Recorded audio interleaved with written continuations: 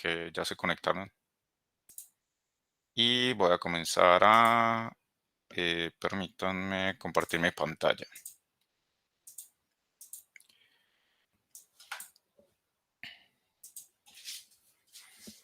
Listo, ya están viendo mi pantalla, ¿cierto? Permítanme, hago esto y hago esto y hago esto. Ahí está. Em, bueno, les voy a comentar algo nuevamente para que quede en la grabación. ¿Cómo se llama? Este jueves, pasado mañana, recuerden que no voy a conectarme a dictarles la clase común y corriente, sino que va a ser algo asincrónico. Eso asincrónico, pues va a ser un video donde voy a resolver algunos ejercicios y ustedes si quieren se pueden conectar y entre ustedes mismos plantear ejercicios o resolverlos y demás, ¿de acuerdo? Entonces no voy a estar conectado ahí por, bueno, una cuestión personal. Pero el martes de la próxima semana, día de 8, recuerden que es el parcial número 2. ¿Alguna pregunta antes de comenzar? Esta que se llama Diapositivas clase 11. Ninguna. Todo está muy claro. Ah, profe, si nos quiere resolver preguntas de las otras clases. No, Mariana, es de esto. Entonces no. Haga una cosa, ponga la pregunta en el foro y la incluyo en el video que voy a grabar para pasado mañana. Si quieren, háganlo así. Listo, profe. Pero mientras tanto, pónganme cuidado con algo. Este tema nuevo que les voy a dar es un tema, yo creo que pues, es de lo que más me gusta a mí en estadística, me gusta muchísimo este tema, sobre todo porque es muy cercano a la realidad. O sea, es digamos que lo más cercano a lo que ustedes van a hacer cuando se gradúen. Y tiene que ver con esto, miren, pónganme cuidado por lo menos estos 5 minutos. Acomode la almohada, póngase el celular de frente, pues no se lo vaya a dejar caer en la cara. Y si está acostado o si puede, siéntese un momentico. Este tema tiene que ver con esto que hay acá.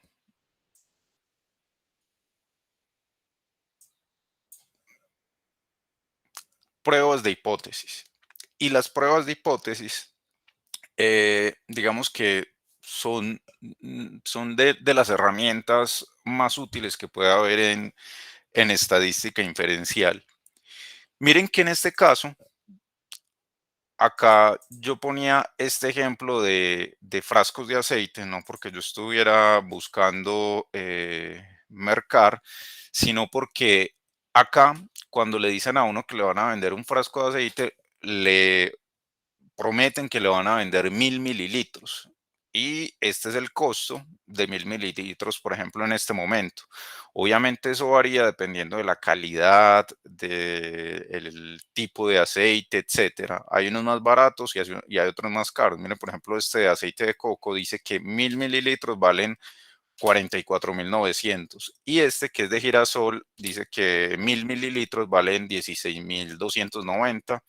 Y este no dice que es de girasol, sino solo vegetal y vale 9.990.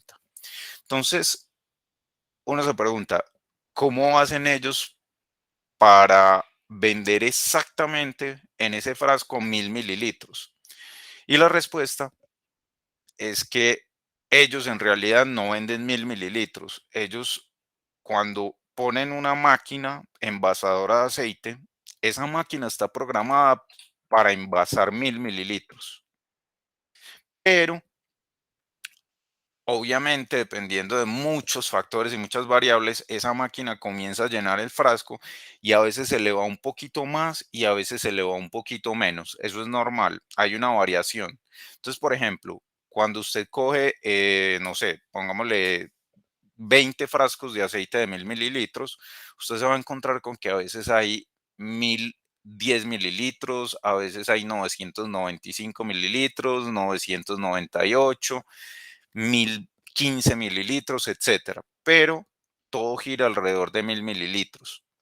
La pregunta es, si usted compra un aceite de frasco, un frasco de aceite, perdón, y cuando va, digamos que a pesar el contenido, se da cuenta que hay 990 mililitros y va y coge otro frasco y hay 992 y hay otro frasco y hay 985. Entonces uno dice, bueno, 15 mililitros no es nada, pero si usted multiplica 15 mililitros por millones de frascos que venden, entonces ya eso sí es una cantidad considerable. Tan considerable es esa cantidad que miren lo que pasó en el 2015. Acá, 17 de abril en el 2015, sancionaron a empresas de aceite de cocina por vender menos de lo prometido. Fue la Superintendencia de Industria y Comercio y analizó 11 empresas productoras y comercializadoras de aceite. Entonces, en este caso, ¿qué fue lo que hicieron? Mírenlo acá. La superintendencia, en su ejercicio de control, visitó varias envasadoras de aceite.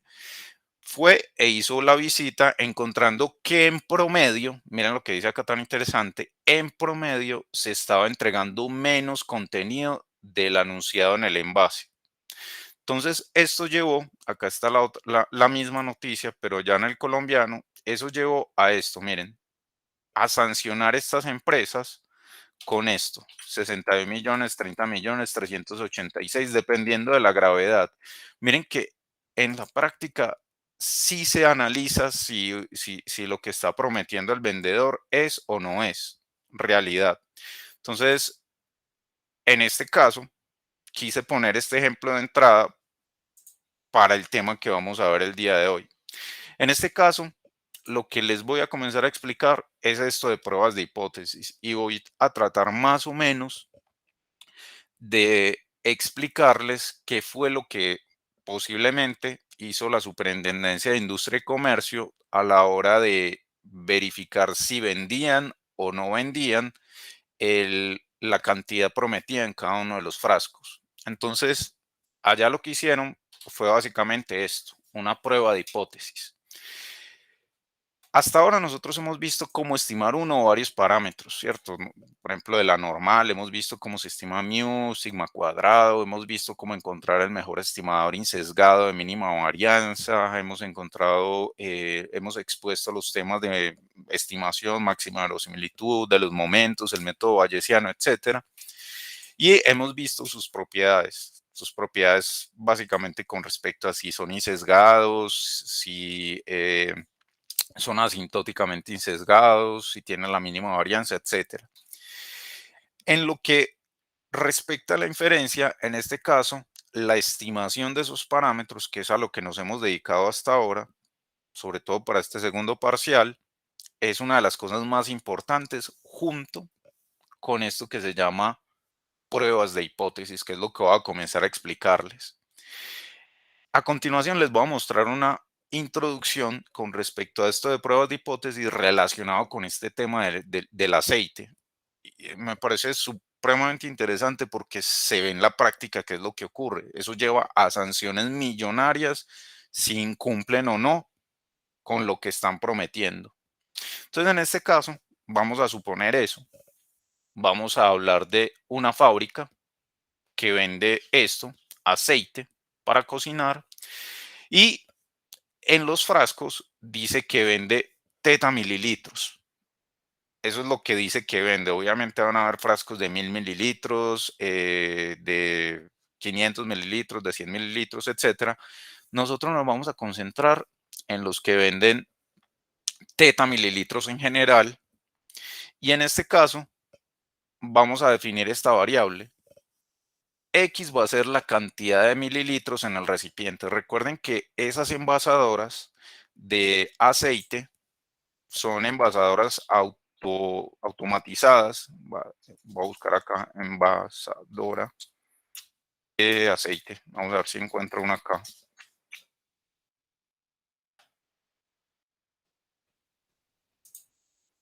Permítanme, yo acá eso. Miren, es esta, por ejemplo. En este caso, estas máquinas que envasan aceite, miren cómo funcionan. Todas están programadas para envasar, por ejemplo, 1000 mililitros. Pero obviamente A veces estas boquillas o se recalientan o están mal calibradas y a veces llenan un poquito más o llenan un poquito menos. Entonces, en este caso, obviamente, la cantidad de mililitros en cada uno de los recipientes es una variable aleatoria. No es algo fijo como 1000 mililitros, a eso le apunta la máquina, por eso está programada, pero a veces le echa 1 mililitro de más o 10 mililitros de más o 4 mililitros menos. Eso varía. Entonces, por esto es una variable aleatoria. La mayoría digamos, de variables que tienen que ver con cantidad de producto en envases se suelen modelar con una distribución normal. Entonces, en este caso, no es descabellado decir que esa cantidad de mililitros tiene distribución normal con un parámetro teta, una media teta y una varianza. En este caso, yo asumo que es de 100, es decir, la desviación estándar es 10. Esta desviación estándar a veces la ofrece la máquina. Entonces, por ejemplo, cuando se compra una máquina, esa máquina tiene asociado un error de envasamiento y eso se lo vende el productor de la máquina. Entonces él le dice, no, vea, esta máquina le va a envasar 1000 mililitros más o menos 3 mililitros. Ese 3 mililitros se puede asociar con la desviación estándar o con la varianza. Entonces, en este caso, vamos a asumir que es una normal con media teta, lo voy a poner en general, y desviación, perdón, y varianza igual a 100, o sea que la desviación estándar cuando usted le saca raíz cuadrada de este 100 es igual a 10. Miren lo que les pongo acá. Esto se puede interpretar como esto, como que el contenido puede variar entre más o menos 10 mililitros y eso es permitido en las normas, en algunas normas, por ejemplo, de ICONTEC y la ISO y demás, normas que controlan la calidad de los procesos y de los productos, ellos tienen como cierta tolerancia. Yo este más menos 10 me lo estoy inventando. Yo supongo que debe ser mucho menor que más menos 10, pero lo voy a poner simplemente como para ejemplificar esto que les estoy explicando. Entonces, en este caso, vamos a suponer que hacen lo que hicieron allá la superintendencia, que fue e hizo una auditoría en esa fábrica y cogió frascos de 1000 mililitros. Entonces, en esos frascos, lo que prometen es 1000 mililitros, eso es equivalente a decir un litro, y lo que prometen es lo que tienen que vender. Si venden una cantidad menor, hay un problema. Si venden un poquito más, pues no hay ningún problema, porque ¿quién se va a quejar porque le venden 1010 mililitros o 1015 mililitros? Nadie se va a quejar porque le regalen 10 mililitros de más. Pero la gente sí se va a quejar si le venden 10 mililitros menos. Entonces acá lo que hacen es verificar que no haya una cantidad menor. En este caso, uno lo que plantea es que teta es igual a 1000. Ese es el valor al cual le apuntan cuando dicen que venden 1000 mililitros en el frasco, versus otra hipótesis o una alternativa que es lo que no se quiere y es que la cantidad teta, la media, sea menor a 1000 mililitros. Si ocurre esto, están engañando a los consumidores. Entonces miren que acá están planteando básicamente dos cosas que son opuestas, que sea 1000 versus que sea menor a 1000. Eso es, digamos que lo que se quiere contrastar. Y en este caso, si el vendedor, lo que les decía, esto que está en negrilla, si el vendedor envasa un poquito más de 1000 mililitros, nadie se va a enojar. Nadie se va a enojar porque le den un poquito más de aceite. Entonces, en este caso, se plantean estas dos hipótesis. La hipótesis que yo estoy definiendo, que le estoy denotando acá como una H0, se suele conocer como la hipótesis nula, y la hipótesis nula siempre va a contener el igual, es decir, siempre es mayor o igual, menor o igual o igual exacto. Ahorita les explico un poco más con respecto a eso del mayor o igual, menor o igual o igual exacto. Y en este caso, pues yo quiero contrastar lo que sería muy bueno para los consumidores es que la cantidad fuera mayor o igual a 1000. Miren que teta es el promedio o la cantidad media de aceite en las botellas y este teta es un parámetro que yo desconozco totalmente. Y la hipótesis alternativa contra la cual lo voy a contrastar es esta que metería en problemas a la empresa. La hipótesis que se suele conocer como hipótesis alternativa y se denota como HA. A veces también se denota como H1, pero siempre se conoce como la alternativa. La alternativa en este caso es que sea menor a 1000. La alternativa siempre tiene menor estricto, mayor estricto o diferente. Nunca tiene el igual. En este caso, cuando usted quiere contrastar este tipo de hipótesis. Y nunca tiene el igual de la hipótesis nula. Entonces eso para que digamos que lo tengan claro. Hasta el momento todos me están siguiendo con esto y saben a lo que me estoy refiriendo y ven con claridad el ejemplo que les estoy poniendo. Sí, profe, todo está claro. Listo, perfecto. Entonces continuemos. En este caso, en esta nota está lo que les digo. La nula nunca va a tener, perdón, la nula siempre va a tener el igual, menor igual o mayor igual, y la alternativa nunca va a tener el igual. El igual con la hipótesis de interés, que en este caso es 1000 mililitros. La pregunta que surge es, bueno, ¿con cuál me quedo? ¿Me quedo con la H0 o me quedo con la alternativa? Si me quedo con esta, pues la empresa se quedaría tranquila porque está vendiendo lo que es. Pero si me quedo con esta, a la empresa la sancionan y ustedes acabaron de ver con lo que les mostré al principio, que en realidad sí hay sanciones millonarias cuando venden lo que no es, cuando venden menos de lo que es. Entonces, en este caso, vamos a formalizar un poquito las cosas. Formalizar un poquito las cosas es como definir el espacio parametral de teta. En este caso, el espacio parametral sería desde 0 hasta más infinito. Esto es simplemente teoría. Y este espacio parametral me sirve para verificar que o para asociar a la hipótesis nula y a la hipótesis alternativa dos espacios. Uno, el espacio relacionado con la hipótesis nula, que es este que hay acá. Son todos los valores de teta tales que teta es mayor o igual a 1000. Ahí no rechazaría la hipótesis nula.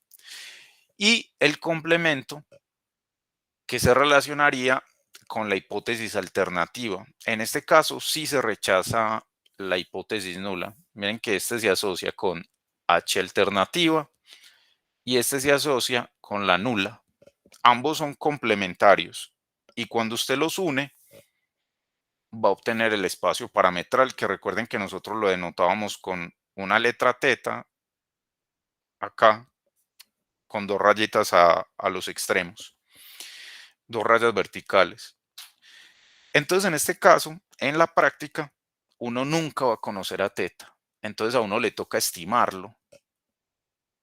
¿Cuál es el mejor estimador para la media de una normal? Nosotros ya hemos verificado muchísimas veces que como no conozco el valor de teta, teta es un parámetro desconocido, entonces se puede estimar con la variable aleatoria promedio muestral.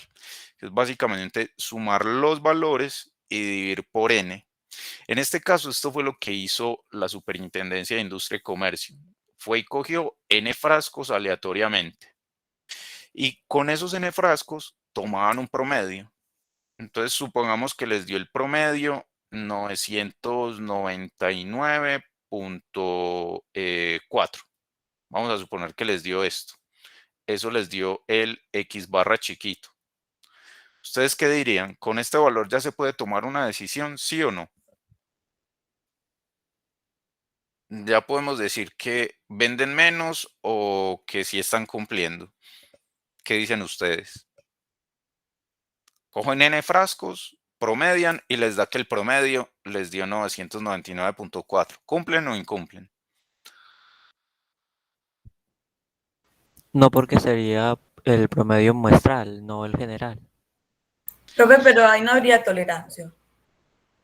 Exactamente, Eso es lo que hay que tener en cuenta, que este que hay acá, este promedio, viene, como dicen sus compañeros, provienen de una muestra aleatoria de n frascos.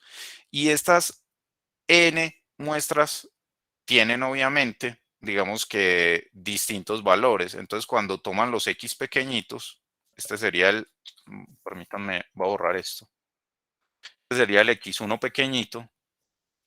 Supongamos que este sea 1000.1, este sea 1000.4 y así sucesivamente. Y hubo uno muy malo, hubo uno que era 993. Todos por encima de 1000, pero solo uno muy por debajo. Este que está muy por debajo hizo que se cayera el promedio y entonces ese promedio, que depende de una muestra, pues está por debajo de 1000. La cosa es que con un solo promedio de una muestra aleatoria no pueden tomar la decisión, porque hay que tener en cuenta, Luisa lo llama tolerancia, pero en realidad es la variabilidad de las variables aleatorias X y de los valores que tomó la muestra. Entonces, para tomar una decisión hay que mezclar el valor puntual, miren que esto es estimación puntual, es un único valor, el promedio, y además de eso hay que mezclarlo con la variabilidad de las X. Entonces hay que mezclar las dos cosas. Si no existiera variabilidad, ustedes no estarían estudiando una carrera que se llama estadística. La estadística existe gracias a la variabilidad de las variables aleatorias, valga la redundancia. Si no existiera variabilidad, pues nosotros no estaríamos acá sentados al frente de su celular o acostado de lado al frente de su celular. No tendría sentido ni siquiera la carrera estadística. Es gracias a la variabilidad que se crea. Entonces, en este caso, no podemos confiar solamente en esto que hay acá, en una estimación puntual.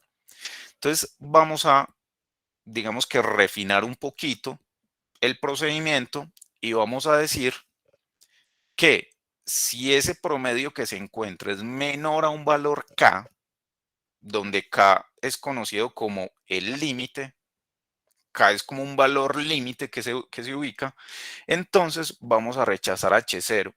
Este límite que hay acá es el que se relaciona con la variabilidad. Entonces, vamos a decir, por ejemplo, calculamos el promedio y si ese promedio es menor que algún valor de K, o que algún valor K, perdón, entonces rechazamos la hipótesis nula y nos quedamos con la alternativa. Es decir, ellos no están vendiendo los 1000 o más, sino que están vendiendo menos de 1000.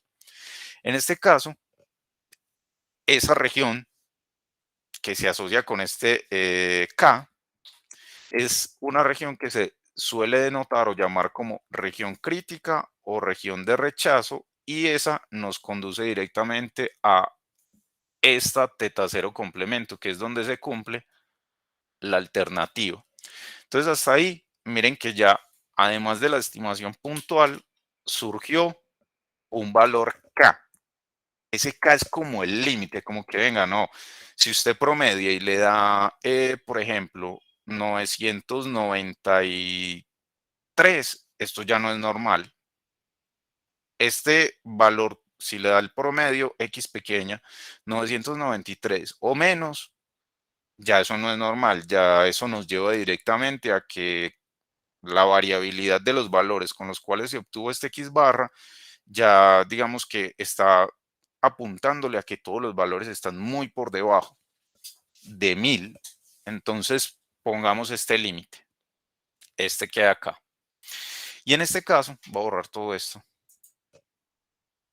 Permítanme, borro esto para seguir. Profe, una ¿Alguien? pregunta. Dígame, Valentina. Cuando definimos el espacio parametral, ¿se tiene en cuenta la distribución de donde proviene o solamente los conjuntos de las, pues, y de los parámetros que estamos teniendo en cuenta? Eso es muy importante, esa pregunta que hace Valentina, porque usted está viendo que acá, cuando usted lo define como una normal, me devuelvo, cuando usted lo define como una normal, la media de una normal puede ir de menos infinito más infinito. Es esa la inquietud. Sí, profe. En este caso, lo que dice Valentina es muy importante, porque cuando uno define una normal, teóricamente, la media de la normal puede ir de menos infinito a más infinito. Pero, en este caso, cuando uno habla de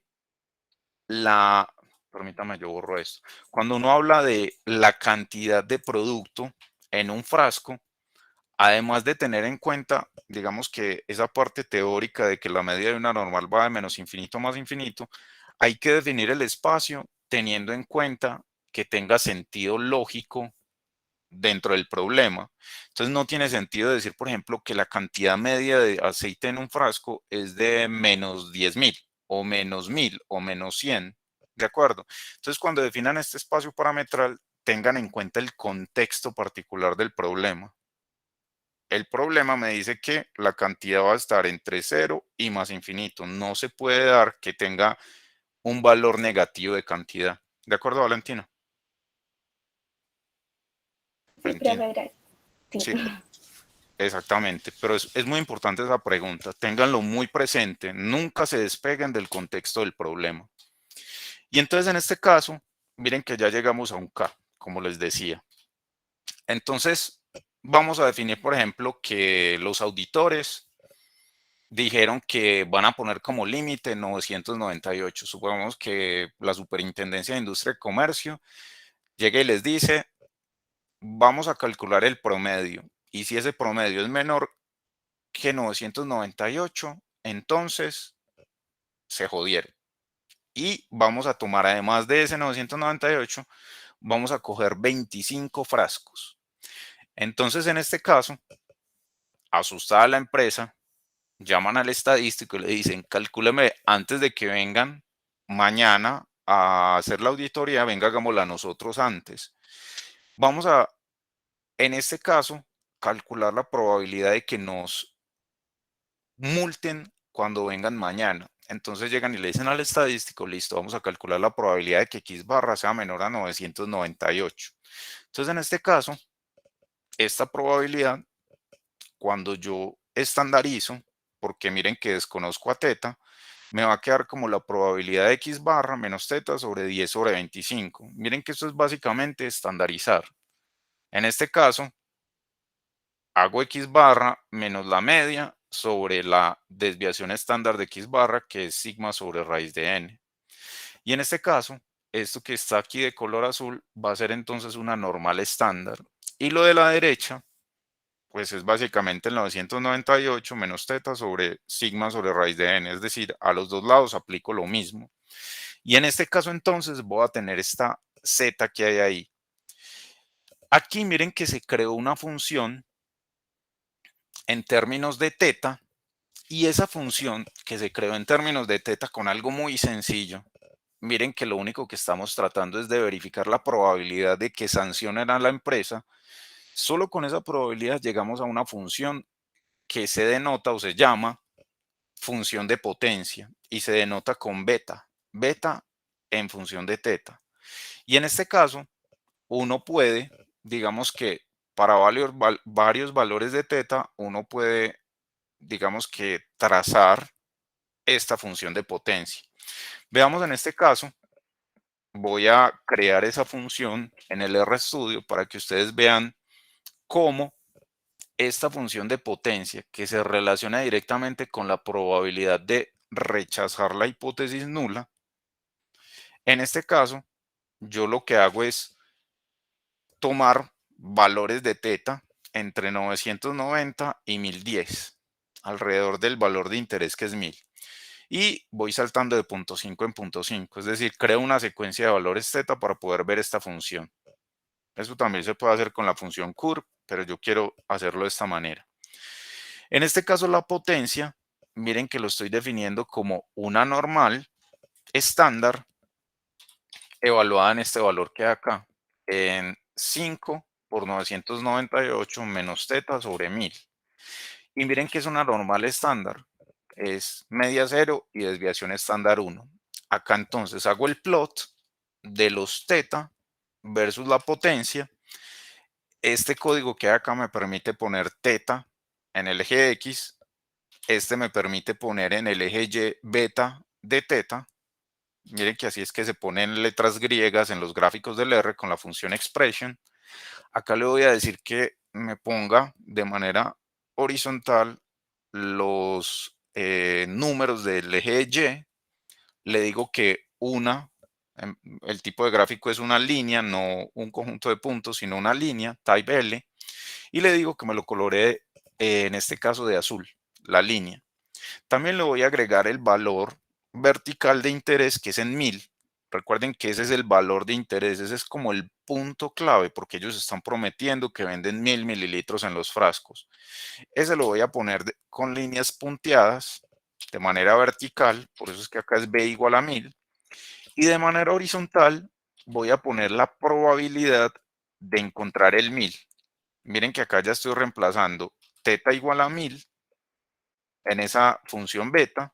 Miren que esto es básicamente, esto que acá es la función beta evaluada en 1000. Este es como el punto clave, porque eso es lo que están prometiendo en los frascos. Profe, qué pena, yo tengo una pregunta. Dígame, Mariana. ¿La función beta que usted llama ahí está en los paquetes base o hay que llamarla por algún lado? No están los paquetes base, mire que yo la estoy construyendo. Depende mucho de la distribución con la cual usted esté creando su función de potencia. Acá como estoy con la normal, miren que utilizo pnorm. O sea, no hay Sino una... que es que como abajo llama beta y pues la variable se llama potencia, me enredo. ¿Dónde? Acá. Potencia y sí, ahí, exacto. Ah, pero esto es para que me aparezca la letra beta. Ah, ok, ya, gracias. Mire, verá lo que va a aparecer acá, Mariana. Valo acá. Mire que es para que me aparezcan letras griegas acá, beta de teta. Es para eso. Ah, yo pensé que estaba llamando a la función y yo como así. No, la función potencia la estoy llamando acá. Mira acá. Acá creo los valores de potencia. Y esto es solamente para que me aparezcan letras griegas. Y acá también en letras griegas. Entonces miren el resultado. Letra griega teta, función de potencia, potencia. Y miren que en este caso la función de potencia comienza muy alto cuando el valor de teta es 990. Esto significa que se jodió. O sea, si usted cuando está en su empresa el valor real de envasamiento, porque de pronto su máquina está descalibrada o algo por el estilo, es en realidad 990, entonces se jodió, porque la probabilidad de que le rechacen es 1. De ahí en adelante, a medida que usted se va acercando a 1000, miren que va cayendo la función. Va cayendo, es decir, la probabilidad cada vez se vuelve más pequeña de que le rechacen a usted el proceso de envasamiento que está haciendo en su empresa. Cuando llega a 1000, mírenlo acá, este es el que yo creo con línea vertical y horizontal, este es el punto de interés. Miren que la probabilidad está acá, es decir, beta de 1000 es igual a 0.159 cuando teta es igual a 1000. Esa es la probabilidad de rechazar H0 cuando teta es igual a 1000. Y es una probabilidad muy alta. Hay una probabilidad del 15.9% de que rechacen el proceso que usted está haciendo en su empresa y por ende lo sancionen. Después de eso, si en realidad usted está vendiendo más de 1000, mírenlo acá, pues no habría ningún problema. Pues ahí la probabilidad, miren que va cayendo. Si usted vende 1010, miren que la probabilidad es prácticamente cero. La probabilidad de que lo sancionen.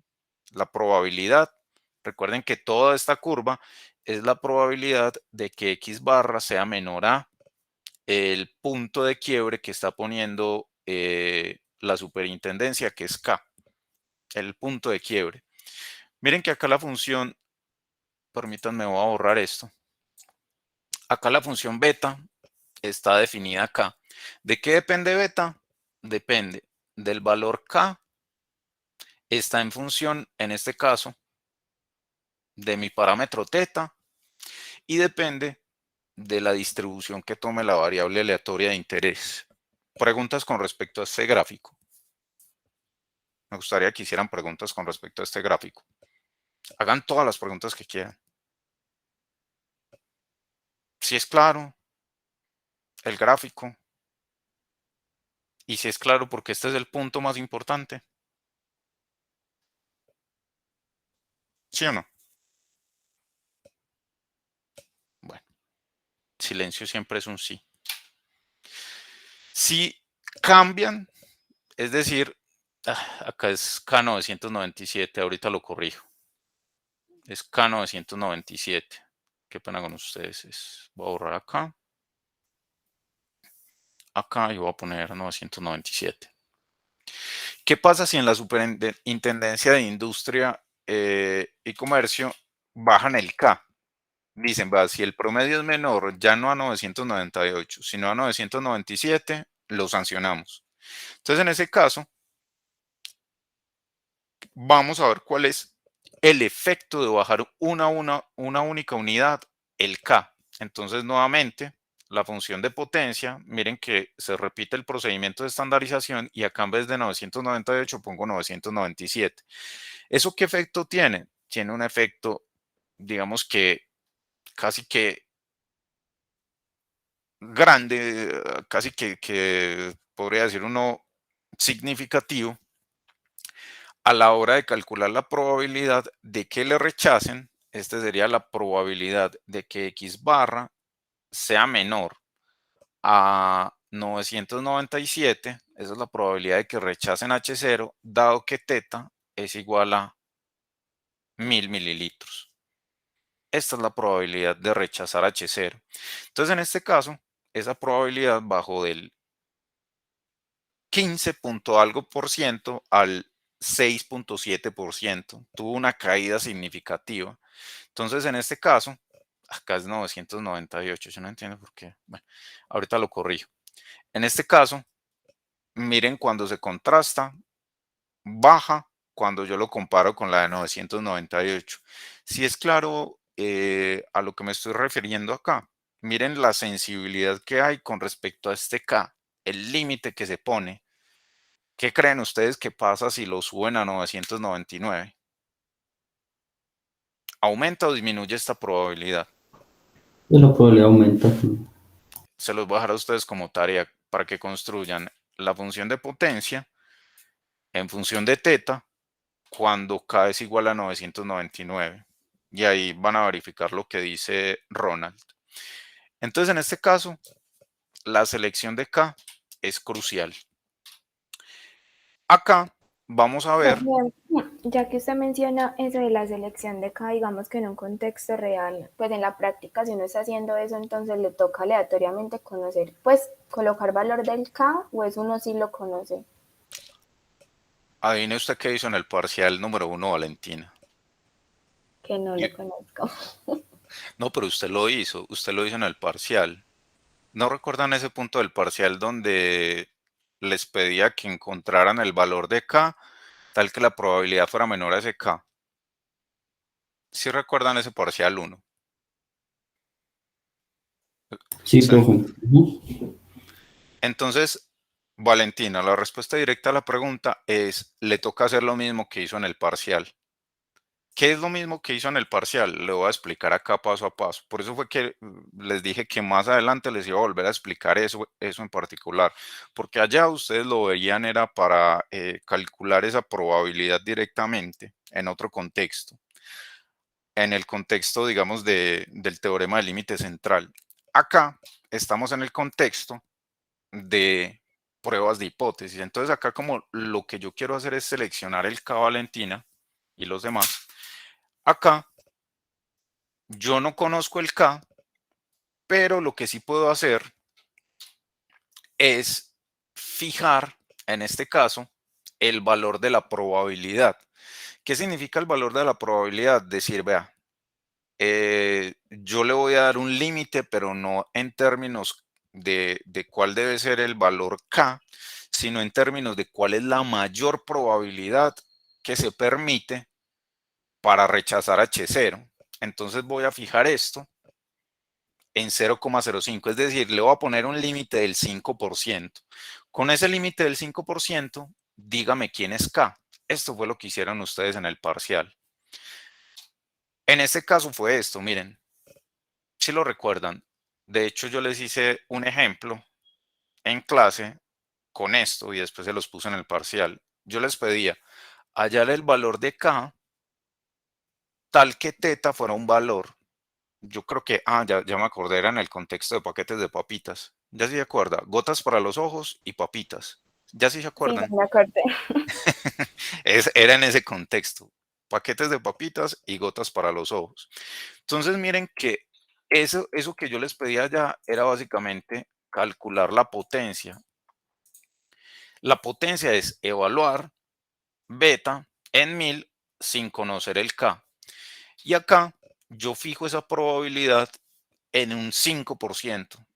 Fijo eso en bueno, después les voy a decir que esto se suele denotar con la letra griega alfa. Este valor lo voy a fijar. Y miren que lo que hago acá es considerar esto. Pues acá es la probabilidad de que x barra sea menor acá, dado que teta es 1000. Es decir, cuando yo haga el proceso de estandarización, en vez de poner teta, pongo 1000. Y dividido por sigma sobre raíz de n. En este caso, ¿de dónde sale este 1,64? ¿De dónde lo sacan ustedes? Miren que les... Profe, Sí, dígame. ese es el cuantil de 0.05 de una normal. Exactamente. Cuantil de la normal estándar. ¿Y cómo lo encuentran? ¿Cómo encuentran este cuantil? Es el valor tal que cuando usted hace el gráfico de la normal estándar, me deja por debajo de este cuantil, este valor, pongámosle A, me deja por debajo una probabilidad de 0,05. ¿Cómo encuentran ustedes este valor en el R? QNorm Perfecto. QNorm de 0,05. lower tail o no. Nada. No, porque por defecto es Lower por tail debajo. igual false. No, No. exactamente. Y cuando hacen esto en el R les da que esto es menos 1,64, que es este valor que aparece acá. Entonces, en este caso, miren que de ahí yo ya puedo despejar el K y yo me encuentro cuál debería ser el límite que se acepta o el límite para decir que se rechaza la hipótesis nula. Miren que por encima de ese valor se acepta y por debajo se rechaza. En este caso, lo que estoy fijando acá es la probabilidad de, en este caso, rechazar. Ahí es como el límite. Ahorita les explico este valor, este 0,05, cómo se suele llamar. Para todos es claro cómo Profe, se tengo una resuelve pregunta este ahí. problema. Dígame, Ronald. Esa probabilidad, o sea, el error que le dan a uno, esa probabilidad de ese error de 0.05, también como lo haya uno, o sea, digamos que si le dan el K, pues uno puede hallar esa probabilidad, pero uno como que juega entre ese K y esa probabilidad de error ahí. Esta probabilidad, esta probabilidad, cuando usted la desconoce, la fija en el 5%.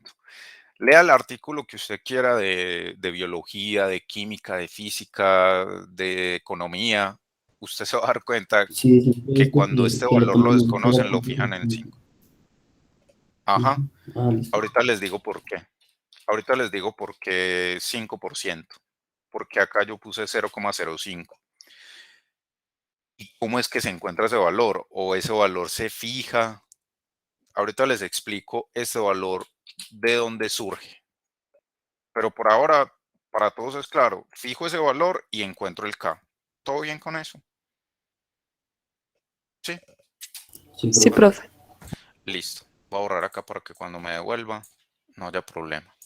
Entonces, hasta ahí vamos en que este debería ser el valor límite que ponga la Superintendencia de Industria y Comercio para rechazar la hipótesis nula, es decir que definitivamente ellos no venden 1000 mililitros o más, sino que venden menos. Este es como el punto límite, fijando esta probabilidad en 0,05. Con este ejemplo, teniendo en cuenta todo lo que les expliqué acá y poniéndolos en contexto digamos, con esto que hizo la Superintendencia de Industria y Comercio, voy a definirles cosas. Y estas ya son definiciones generales. Ya es, digamos, lo que ustedes encontrarían en un texto de estadística inferencial o de probabilidad inferencial. ¿Cómo se define la hipótesis estadística? Se define como esto, como una afirmación acerca de la distribución de una o más variables aleatorias. Miren que cuando nosotros decíamos esto, que X tiene distribución normal con medio teta y varianza 100, miren que acá estamos definiendo que es una normal, pero hay algo que nos falta para definir completamente a esa normal. No es una normal específica, sino una normal en general.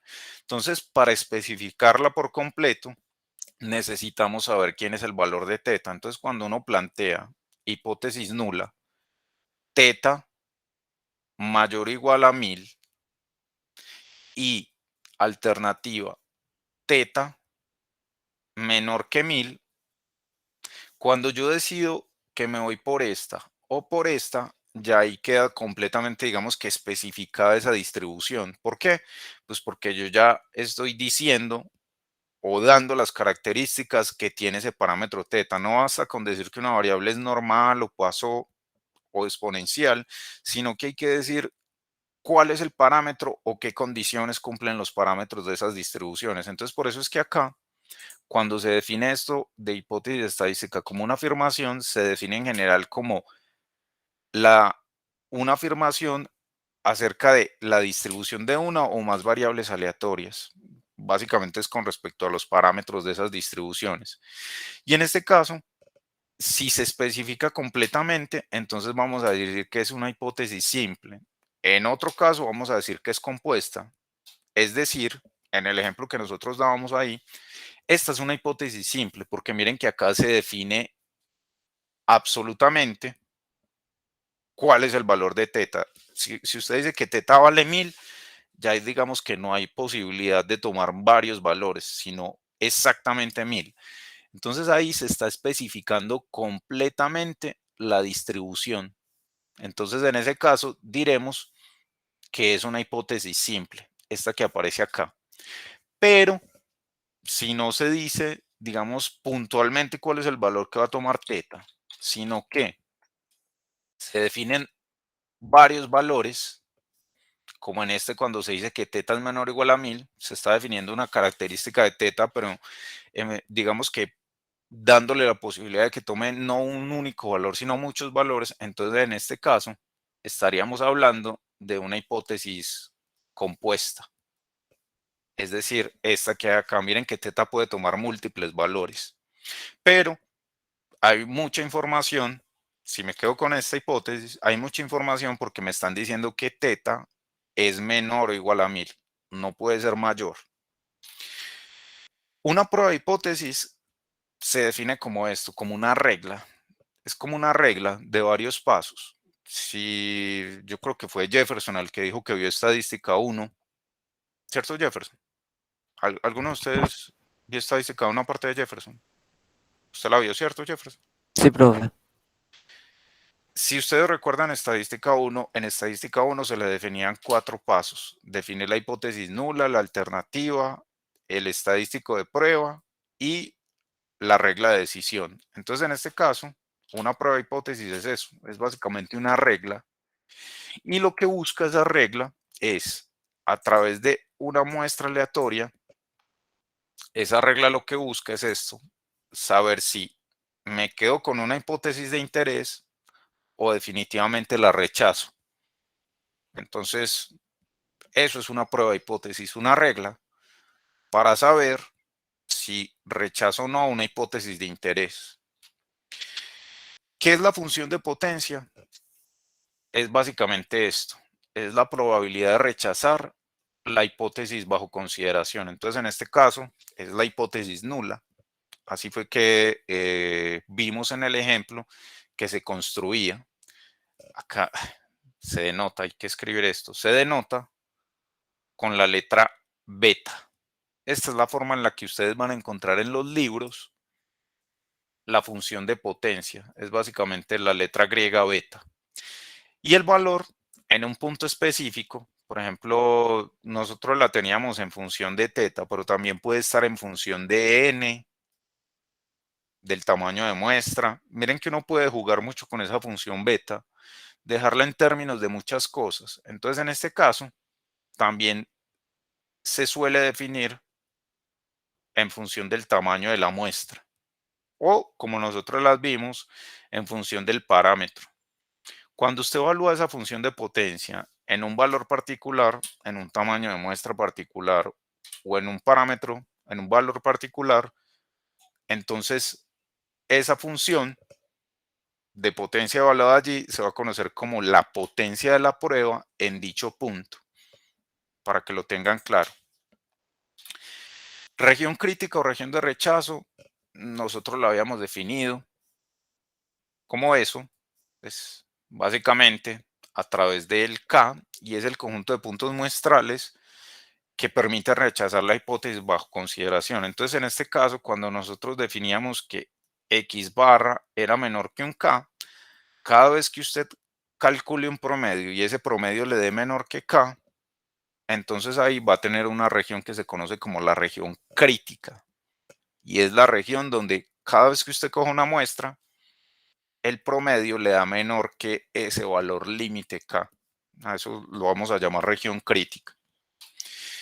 Y el nivel de significancia, que era lo que decía ahorita Ronald, es básicamente, en este caso, el máximo valor permitido de la función de potencia cuando ésta es cierta. Es decir, es la máxima probabilidad que se permite para rechazar la hipótesis nula cuando el parámetro es igual a lo que dice la hipótesis nula.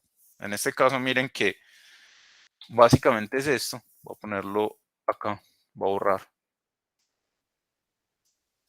En el ejemplo que nosotros teníamos, cuando calculábamos esto, probabilidad de que X barra fuera menor que un K, dado que teta era igual a 1000, esto es lo que se llama nivel de significancia. Nivel de significancia. Y miren que es básicamente la máxima probabilidad, dado que teta toma un punto particular. La máxima probabilidad o la máxima potencia, dado que teta toma un punto en particular o un punto de interés. En este ejemplo, les voy a mostrar cómo, digamos, desde el punto de vista teórico, uno contrasta dos hipótesis y estas dos hipótesis, pues, digamos que son dos hipótesis tipo texto guía. Ya no es como en el ejemplo que les ponía del aceite, un ejemplo práctico, sino es un ejemplo tipo texto. En este caso vamos a asumir que tenemos una variable aleatoria x con esta función densidad de probabilidad. Miren que esto es básicamente una exponencial con parámetro teta. Y en este caso se deben contrastar estas dos hipótesis. La nula, que es teta igual a 2, y la alternativa, o H1. Recuerden que la alternativa se puede notar como H sub A, H1, y se conoce como hipótesis alternativa. En este caso, la alternativa también se puede ver como esto, como teta distinto de 2. ¿Pero cuál valor distinto de 2? Pues el 4. No son muchos valores, sino uno puntual, el 4.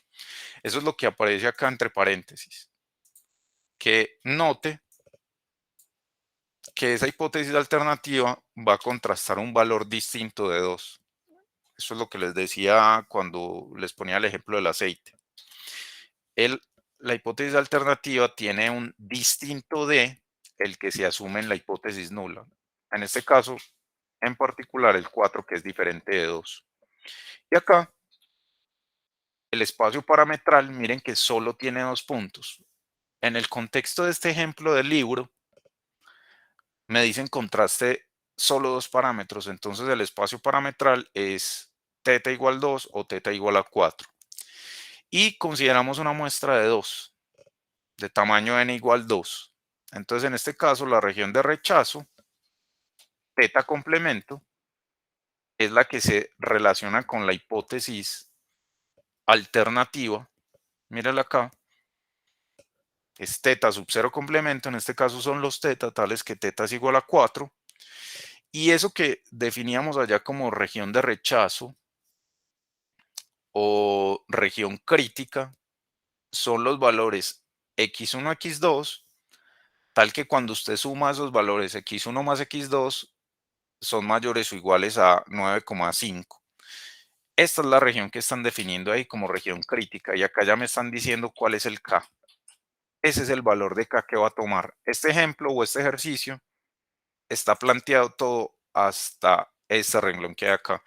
Me dicen cuál es la región de rechazo, me dice cuáles son las hipótesis que hay que contrastar, cuál es el tamaño de muestra y cuál es la distribución.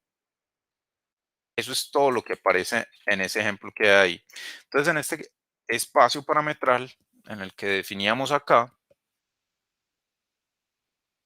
los teta, tales que teta es igual a 2 o a 4, miren que como este es el espacio parametral, entonces básicamente yo tengo dos opciones para la función densidad de probabilidad, o que tome el valor teta igual a 2 o que tome el valor teta igual a 4.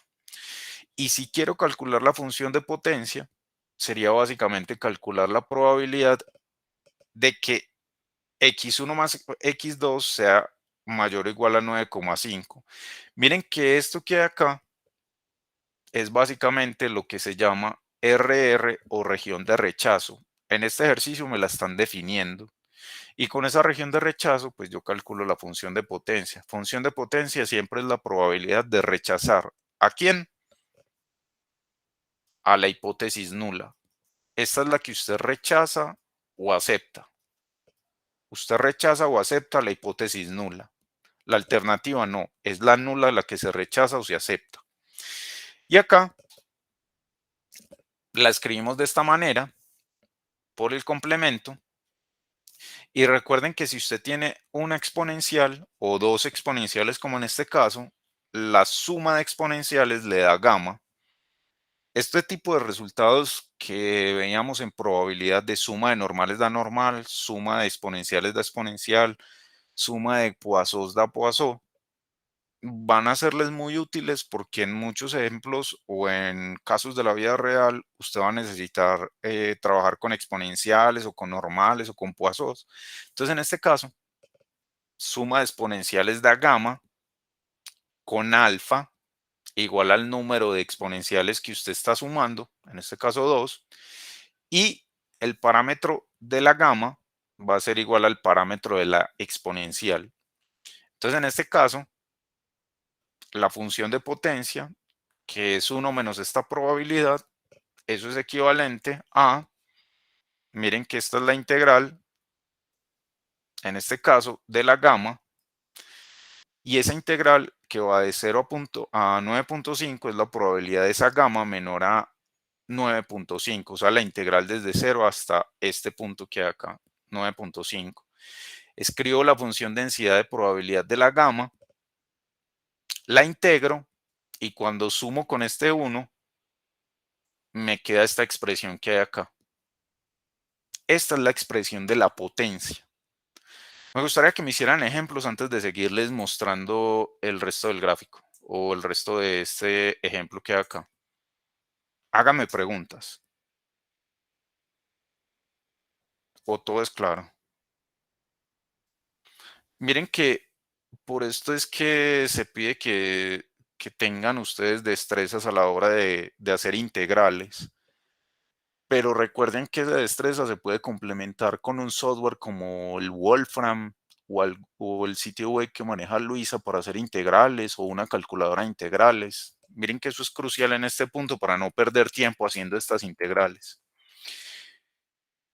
En este caso, cuando quiero calcular el nivel de significancia, recuerden que ahí lo que hago es evaluar la función de potencia en el valor de teta que toma cuando se cumple la hipótesis nula. Miren que en este caso, voy a ponerlo mejor así, La hipótesis nula es que teta sea 2 y entonces cuando yo evalúo la función de potencia en el valor que me dice la hipótesis nula, entonces ahí encuentro lo que se llama el nivel de significancia. Y lo único que hice fue evaluar, en este caso, cuando teta era 2.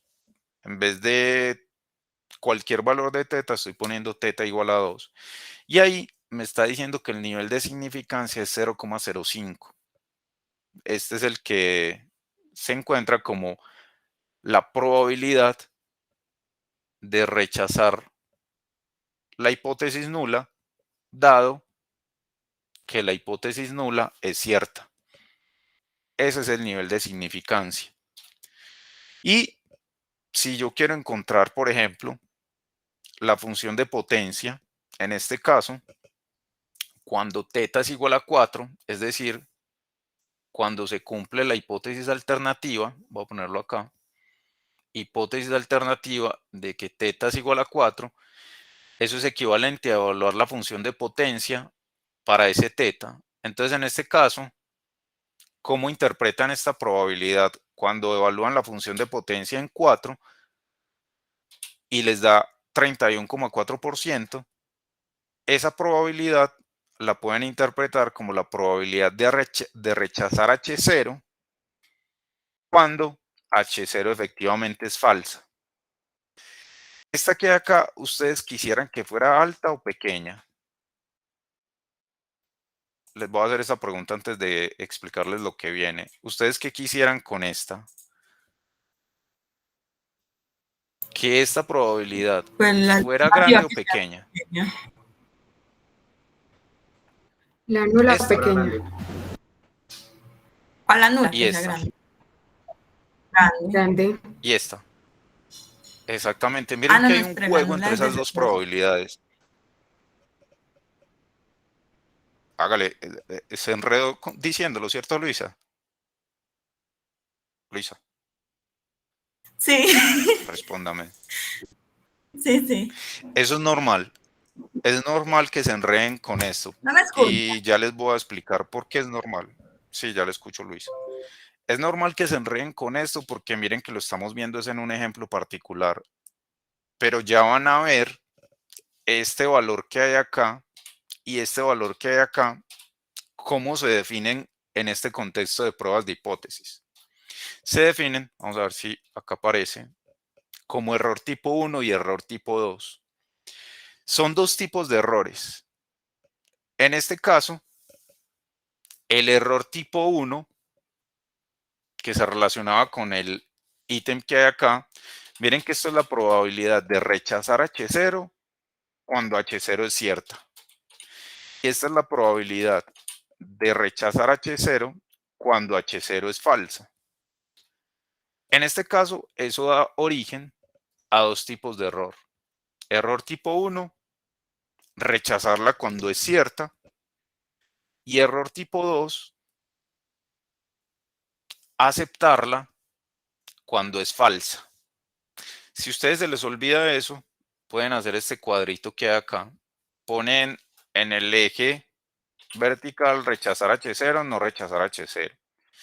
En el eje horizontal, H0 cierta, H0 falsa. En la diagonal ustedes van a encontrar los dos tipos de error. Rechazar H0 cuando es cierta. Y no rechazar H0 cuando es falsa. Error tipo 2. ¿Cuál de los dos errores creen ustedes que es más grave?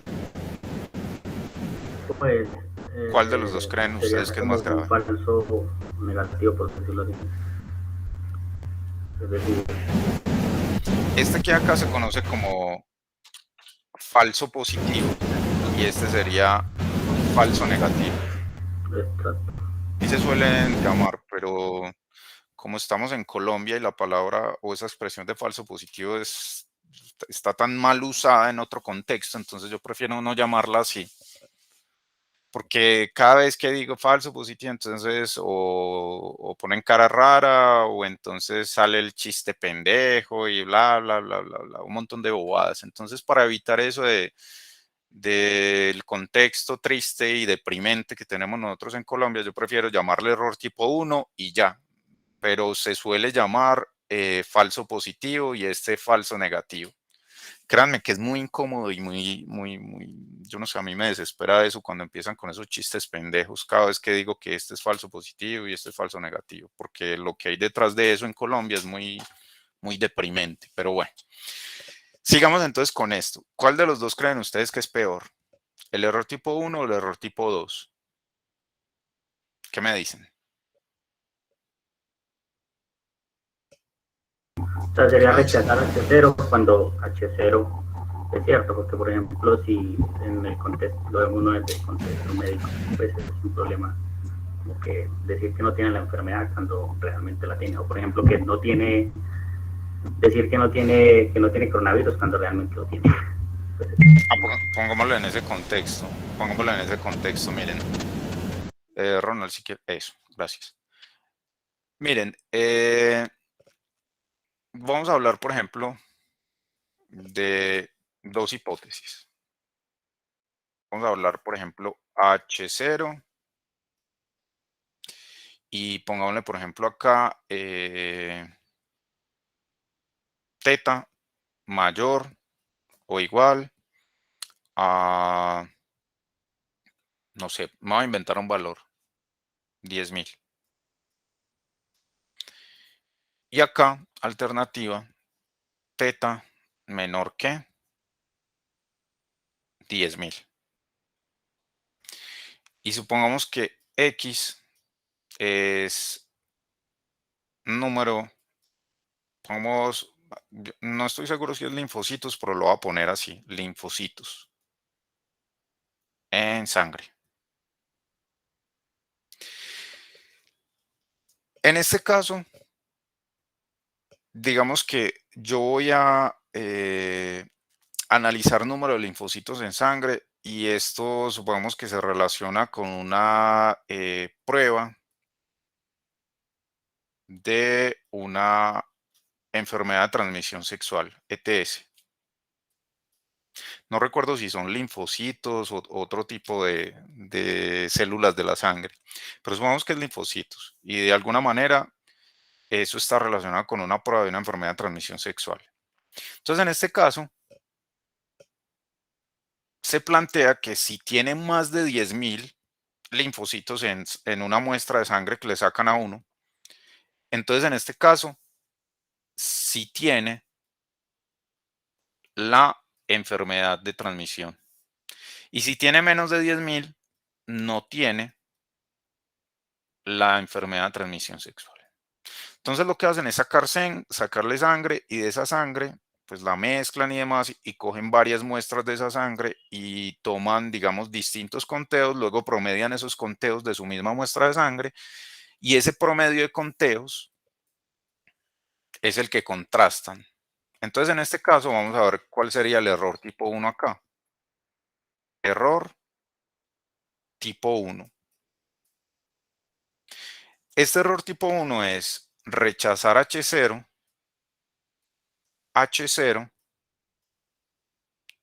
dado que H0 es cierta. Este sería el error tipo 1. Y el error tipo 2 sería no rechazar, mira, vamos acá, aceptar H0, o sea, no rechazarla, voy a poner acá, voy a ponerlo en esos mismos términos que allá. Aceptar H0, que es lo mismo decir no rechazar H0, aceptar H0, dado que H0 es falsa. En este contexto, ¿qué es peor? ¿Qué creen ustedes que sea peor? ¿Error tipo 1 o error tipo 2? ¿Qué me dicen ustedes?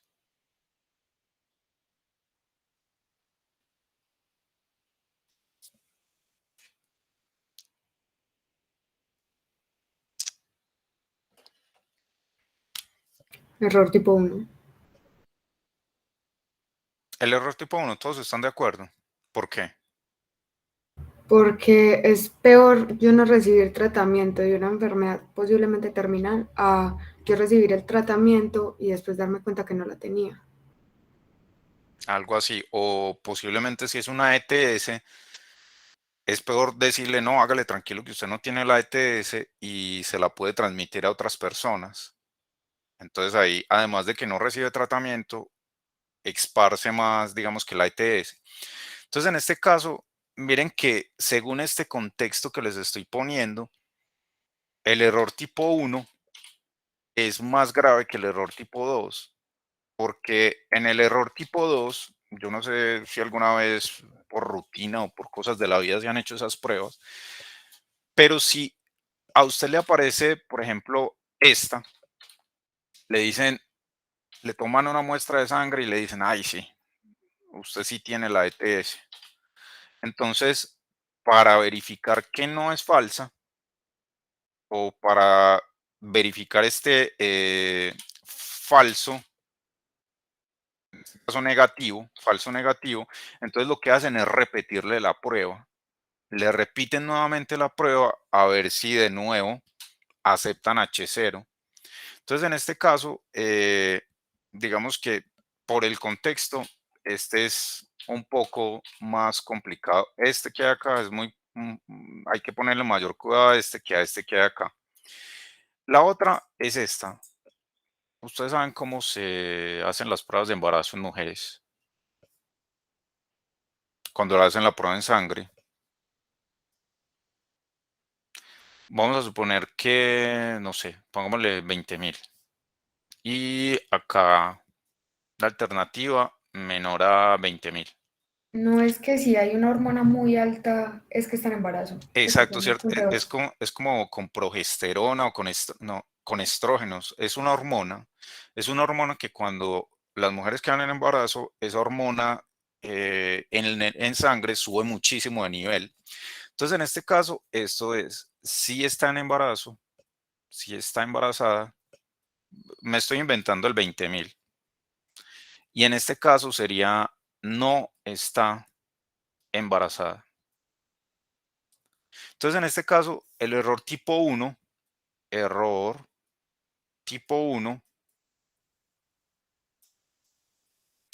es en este caso rechazar H0, dado que H0 es cierta. Y el error tipo 2, en este caso, es aceptar H0, dado que H0 es falsa. Entonces vamos a suponer que este es el número medio no sé, de esa cantidad de hormona. Supongamos que esto es en mililitros, 20, bueno, no es mililitros, eso es micromililitros, es una unidad muy pequeñita, pero es como dice Mariana, supongamos que este es el número medio de esa hormona en la sangre, y entonces lo que hacen, digamos que las pruebas de embarazo, supongamos que le hacen una prueba en sangre, es verificar si tiene un nivel mayor o menor a este límite que hay acá, o a este valor que quieren evaluar. Este no es el K, no se confundan con el K. Este es el valor de la prueba de embarazo. Entonces, en este caso, ¿qué es peor, error tipo 1 o error tipo 2? ¿Qué me dicen ustedes? ¿Error tipo 1 o error tipo 2?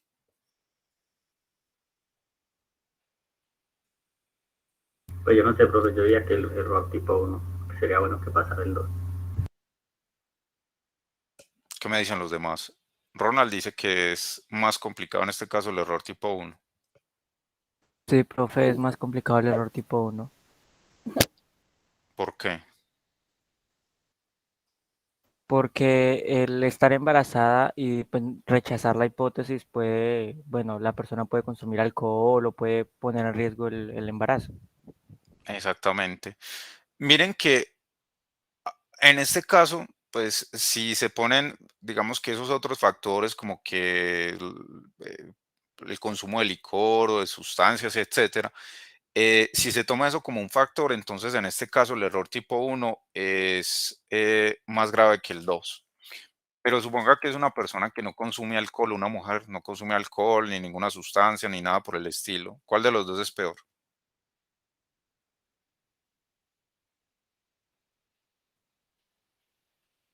Pues yo diría que igual el error tipo 1 porque la persona no tendría controles, porque supongo que después de que esté embarazada, pues eso tendría que haber. También entran a jugar lo de los controles prenatales y eso.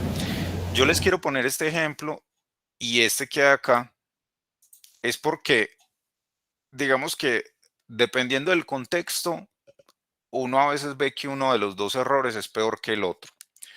Pero en general, tanto en este caso como en este otro caso que hay acá, uno lo que quisiera es que este error tipo 1 fuera muy pequeño y este error tipo 2 también fuera muy pequeño. Es decir, uno en ambos casos quisiera que los dos fueran lo más pequeño posibles. Eso sería lo ideal en una prueba. Si ustedes, pues no sé, escucharon por ejemplo las pruebas de COVID y demás, la mayoría de esas pruebas se enfocan mucho en el tipo 1, que es lo que coincide con ustedes. Yo creo que en ambos casos ustedes le apuntaban más al error tipo 1, pero dejan muy de lado el error tipo 2. Entonces, por lo regular, cuando ustedes leen artículos y demás, el error que tratan de controlar de una manera más directa es el error tipo 1. Rechazar H0 cuando H0 es cierta. A este es al que más le apuntan, pero se olvidan que también hay un error tipo 2. Ambos deben ser, digamos que, tenidos en cuenta y ambos tienen que ser controlados. Entonces, volviendo acá al contexto, si en algún momento a usted se le olvida qué significa o cómo identificar o distinguir entre ambos tipos de error, haga este gráfico que hay acá y trate de recordar esos ejemplos de lo de la prueba de embarazo, de la prueba de enfermedades de transmisión sexual. Traten de poner ese ejemplo y con ese ejemplo, por lo menos a mí me ayuda bastante a recordar estos dos tipos de error y a, digamos que, entender cómo es que se plantean ambos desde el contexto mismo del problema. Entonces, en este caso, digamos que los errores tipo 1 y tipo 2 se pueden calcular de esta manera en términos de la función de potencia.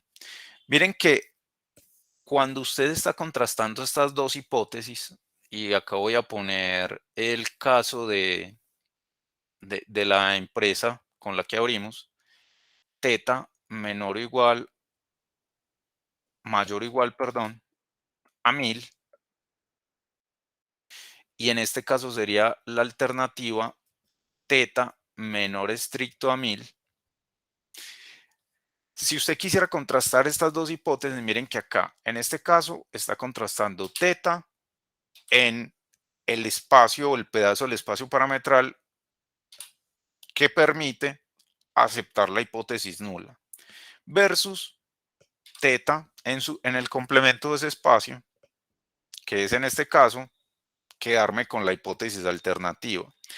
Si usted quiere calcular numéricamente esos dos errores o esos dos tipos de error, la probabilidad de esos dos tipos de error, pues eso es equivalente a lo siguiente. Coja la función de potencia y la probabilidad de error tipo 1 es, en este caso, calcular la probabilidad de rechazar H0, dado que teta está en el teta 0, es decir, si se cumple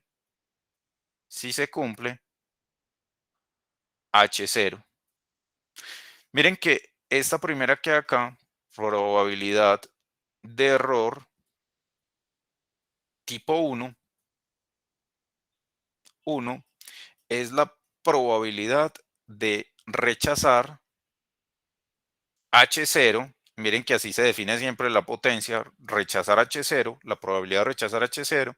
Y en este caso es dado que el parámetro de interés está en el espacio, es decir, se cumple H0. Y la probabilidad de error tipo 2, probabilidad de error tipo 2 tipo 2 es igual a la probabilidad de aceptar H0, dado que teta está en el complemento del espacio parametral que define la hipótesis nula. Miren que como acá se dice probabilidad de aceptar H0 y la función de potencia siempre es rechazar, entonces por eso es que cuando se habla del error tipo 2 es 1 menos la probabilidad de error tipo 2. Este 1 menos es porque esto es el complemento, ¿de acuerdo? La probabilidad de rechazar es igual a 1 menos la probabilidad de aceptar H0. Tómenle un pantallazo a esto porque esta es, digamos, la forma de entender por qué cuando usted define la potencia es igual a 1 menos la probabilidad de error tipo 2, o dicho al revés, la probabilidad de error tipo 2 es igual a 1 menos la potencia. Cuando no se cumple la hipótesis nula, sino la alternativa. Ya entienden por qué preferí abrir esta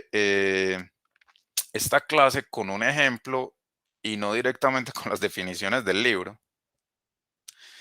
En este caso, ¿qué pasa con la empresa? ¿Qué es peor para la empresa? ¿El error tipo 1 o el error tipo 2? ¿Qué me dicen ustedes? ¿Qué es peor para la empresa? ¿El error tipo 1 o el error tipo 2?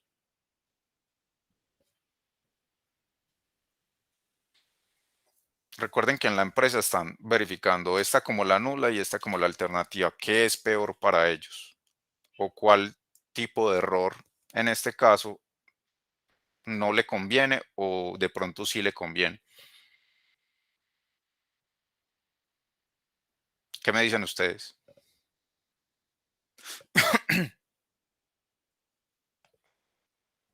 Pero es Sería que no sí, rechazar. es que si rechaza la nula, si acepta la nula y esta es falsa, está infringiendo la ley.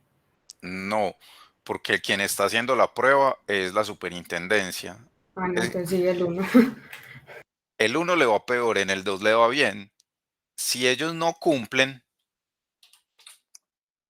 y aceptan, entonces están cometiendo error tipo 2, pero no es la empresa, es la superintendencia quien va y hace el muestreo. La superintendencia se fija mucho en el 1, en la probabilidad de rechazar H0, dado que es cierta H0, pero no tienen en cuenta que también hay un error tipo 2 de fondo, es decir, ellos le pueden decir, no, vea, sabe que ustedes sí cumplen la norma, pero en realidad no la cumplían. Miren que esto no es lo que dice Mariana, no interpreten el error tipo 2 como algo ilegal. El error tipo 2 es algo que se puede dar porque estamos hablando de variables aleatorias y estamos hablando de probabilidades. La probabilidad de error tipo 2 se puede dar y no es que sea algo ilegal, es algo que usted no controla, porque es que mira que en este caso el error tipo 1 y el error tipo 2 no se pueden, digamos que eliminar completamente y llevar a cero. Eso siempre va a estar ahí. Siempre va a existir la probabilidad de decirle, no, sabe que usted no cumple, dado que sí cumplía. ¿Qué puede ocurrir en este caso? Pues que el día que fue la superintendencia a medir la cantidad de aceite, ese día cayeron de sorpresa y la máquina ya llevaba, digamos, 10 horas trabajando continuamente y ya estaba llegando a un punto de recalentarse. Entonces, así les dijeron, no, venga, espere, que nosotros, nuestro protocolo es dejar descansar la máquina 1 hora para que se enfríe, etcétera. La superintendencia puede decir, no, no importa, tomemos estas muestras en este momento porque tiene que ser lo mismo que cuando usted prende la máquina. Y ahí, pues obviamente la máquina, digamos, o puede estar presentando fallas o recalentada y demás, entonces la muestra que toman los lleva a rechazar H0 y a multarlos. Ese es el error tipo 1. En el error tipo 2, lo que puede pasar es que la máquina está descalibrada y la máquina, digamos, alguien llegó en un momentico y le hizo pues, trató de calibrarla bien y le dio, digamos, por casualidades de la vida, que con la muestra que tomaron, en ese caso, le dijeron, usted sí cumple la norma, pero cuando la máquina ya comienza, digamos que a trabajar como normalmente trabaja, porque ella, digamos que ella misma con la temperatura y la humedad y demás se recalibra, entonces ahí la máquina vuelve a vender o a empacar una cantidad que no es la que ellos dicen en los envases. Si me hago entender, son cosas que usted no controla. Obviamente se pueden hacer trampas porque detrás de todo hay trampas, pero yo estoy suponiendo que hay estos dos tipos de errores bajo el escenario de honestidad absoluta, simplemente dejando que se den estos dos tipos de errores por cosas del azar. ¿Ya se me entiende, Mariana, lo del aleatorio? Sí, yo soy muy extremista. No, no es extremista, es que estamos en un país complejo. No es extremismo. Entonces, en este caso, miren que, ¿qué sería lo ideal? Lo ideal es que usted cree una prueba de tal manera que esta potencia acá sea, voy a rayar con sea lo más cercana a cero cuando esto da y lo más cercana a 1 cuando no está. Es decir, si usted tiene una potencia muy cercana a 1, en el caso de acá, y muy cercana a 0, en el caso de acá, miren que el error tipo 1 daría 0. Y el error tipo 2, cuando usted despeje de acá, le va a quedar 1 menos 1, le va a quedar también 0. Entonces, usted quiere una prueba de tal manera que la potencia sea 0 cuando la hipótesis nula sí se cumple y sea lo más cercana a 1 cuando la hipótesis alternativa se cumple. Porque si es cercana a 1, cuando despeje, el error tipo 2 también le va a quedar muy cercano a 0. Eso es, digamos, lo que se busca cuando se crea una prueba. Y, por ejemplo, las pruebas de embarazo que venden hoy en día, las que se compran en las farmacias, digamos que cada vez son más refinadas y cada vez son mejor elaboradas que las pruebas de embarazo que se hacían 30 o 40 años y se vendían también en la farmacia. Las de hoy en día, digamos que cada vez que va mejorando la tecnología, esa tecnología le apunta a reducir el error tipo 1 y a reducir el error tipo 2. Así es que se apunta a mejorar esas pruebas. Lo mismo con la del COVID. Las pruebas del COVID ya están diciendo que hay algunas pruebas que solamente con una gota de sangre detecta si tiene COVID o no. Esas pruebas, en este momento, les puedo apostar que no tienen muy bien controlado el error tipo 1 ni el error tipo 2. Pero las que se hicieron hace más o menos 2 años y se han venido mejorando, pues han hecho que el error tipo 1 y el error tipo 2 sean cada vez más pequeños. ¿De acuerdo? Veamos acá un ejemplo. Preguntas antes de pasar a este ejemplo con respecto a esto. ¿Qué me dicen? ¿Preguntas? ¿Preguntas? ¿Ninguna? Veamos un ejemplo acá. Este es nuevamente un ejemplo del texto. Entonces, en este caso, tengo una muestra aleatoria de una Bernoulli. Ahí está. Vamos a considerar la suma de esas Bernoulli. Ustedes saben que cuando sumo esas Bernoulli, pues eso me va a dar una binomial. Y la pregunta es, ¿será que la probabilidad de éxito es menor o igual a 1? Esa es la hipótesis nula. Y la hipótesis alternativa, pues es el complemento. Miren que la nula tiene el igual y la alternativa tiene el mayor estricto. Esos son cosas que no pueden confundir ustedes. La alternativa nunca puede tener el igual al parámetro de interés que están testando en la nula. Y acá se definen dos regiones de rechazo. Región de rechazo que Y sea 5, la primera, y la región de rechazo, en este caso, que sea mayor o igual a 3.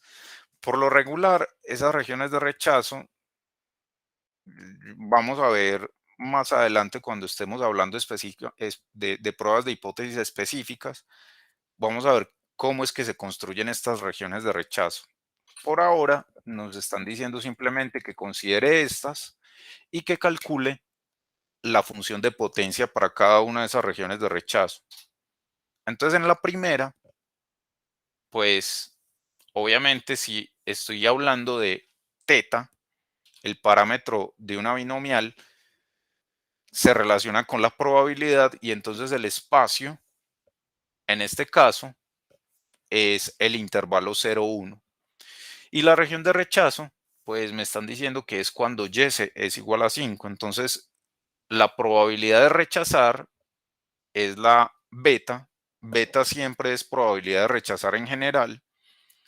Y en este caso, la probabilidad de que y sea 5, que es la región de rechazo, es igual a teta a la 5. ¿Por qué? Porque esto es una binomial y la probabilidad de una binomial en un punto es 5 combinados de 5 por teta a la x por 1 menos teta a la n menos x o n menos y en este caso. Entonces por eso es que este da 1, este da 1 y acá solamente me queda teta a la 5. Y en este caso, la máxima probabilidad de error tipo 1 sería cogiendo esa potencia y evaluando en teta igual a 0.5. ¿Por qué dice ahí que esa es la máxima probabilidad de error tipo 1? ¿Por qué creen ustedes que se dé eso? Máxima probabilidad de error tipo 1. ¿Por qué? Porque hablan de la máxima probabilidad de error tipo 1. ¿Qué creen ustedes? Recuerden que las hipótesis que se están contrastando son estas. H0, teta menor o igual a 1 medio versus la alternativa teta mayor que 1 medio. ¿Por qué me dicen esto que hay acá? ¿Qué me dicen ustedes? Simplemente se está reemplazando el teta. Porque esta función es creciente y en la hipótesis nula, teta va desde 0 hasta 1 medio. Entonces, esta función teta a la 5 crece y cuando llega a 1 medio, pues va a encontrar lo que dice Jefferson, la mayor probabilidad. Es decir, cuando evalúan en 0.5, van a encontrar la mayor probabilidad de error tipo 1, que en este caso es del 3%. Y para teta mayor a 2, la probabilidad de error tipo 2 es muy grande. ¿Por qué?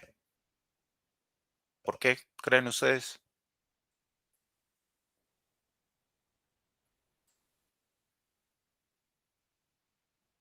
Mírenla acá. Probabilidad de error tipo 1. Miren que es lo máximo. Esta función que hay acá es la función de potencia. Esta función es beta. Voy a ponerla de color negro.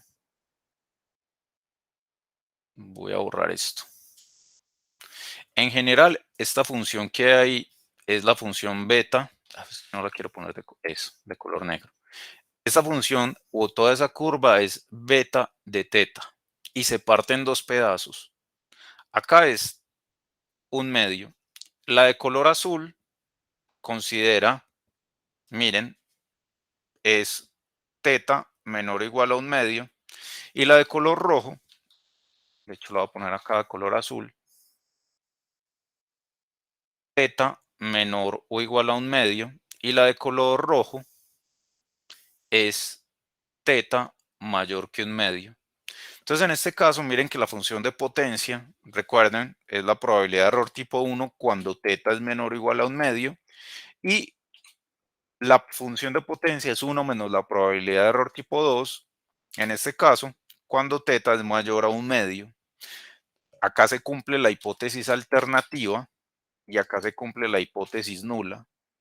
Color rojo, alternativa. Entonces, si usted despeja, la probabilidad de error tipo 2 va a ocurrir lo que le afirman acá, que es muy grande cuando está muy cercana a 1 medio, pero va disminuyendo a medida que teta se aleja a la derecha. Mire que esta va creciendo, esta es la potencia, y cuando usted despeja, en este caso, pues le va a quedar que la probabilidad de error tipo 2 va a tener el comportamiento inverso.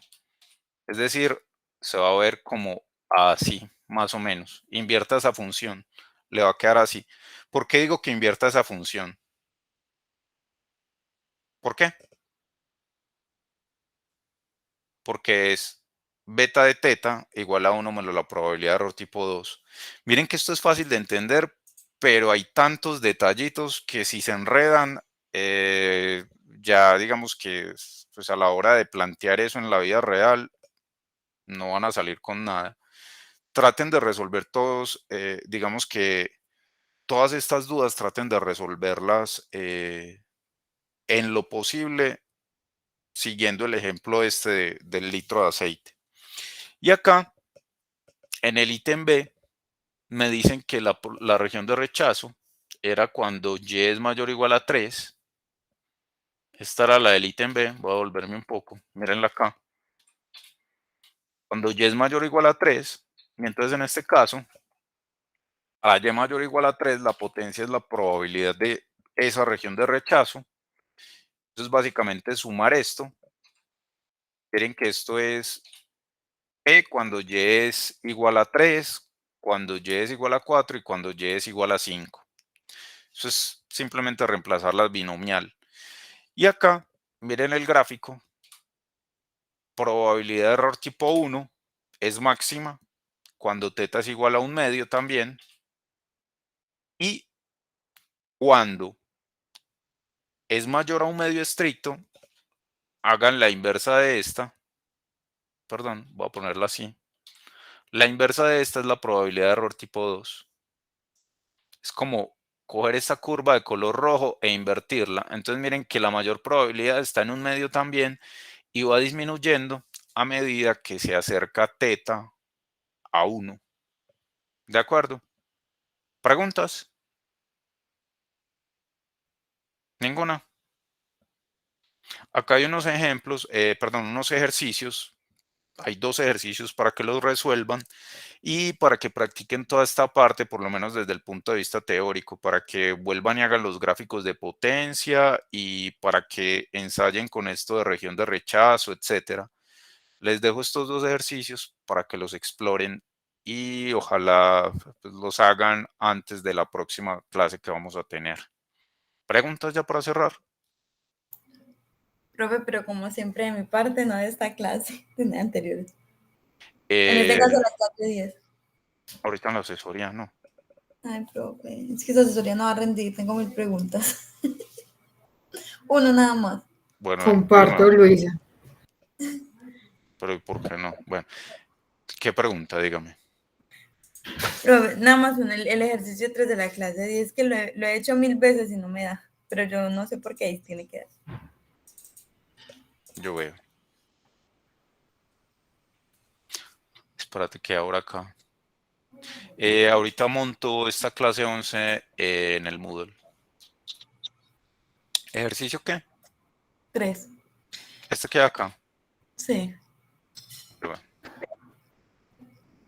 Bueno, para los que ya se tienen que retirar, muchas gracias por la asistencia.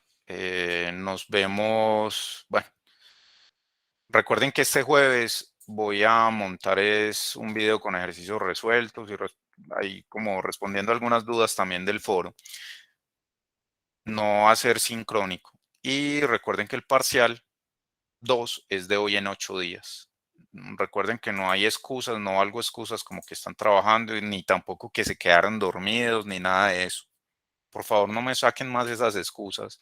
Si vuelven a sacar esas excusas, les pongo un supletorio muy complicado. Es más, les voy a poner un supletorio muy complicado.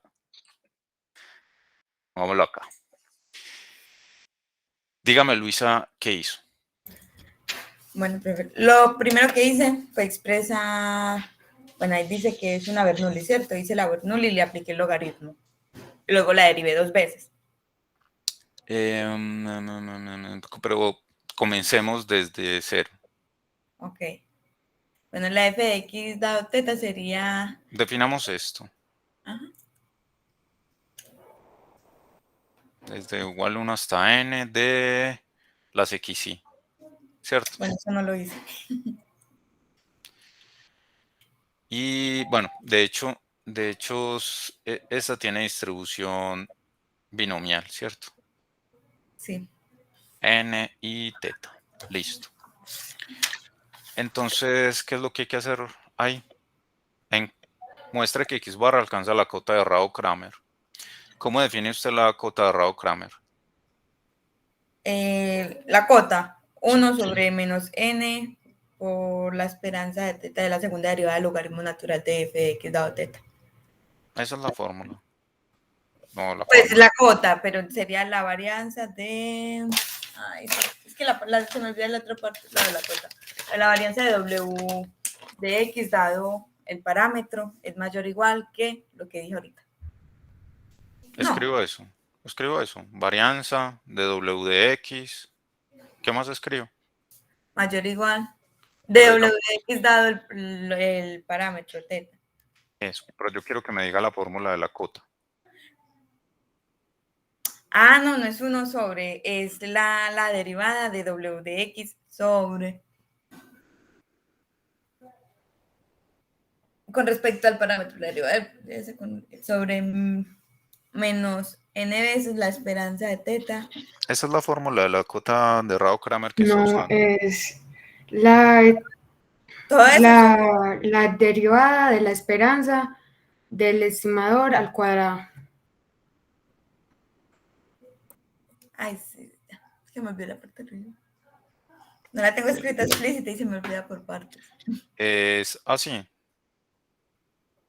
Es esto. Sí, es No, así. el numerador. el cuadrado fuera El cuadrado de fuera la de- derivada. Sí.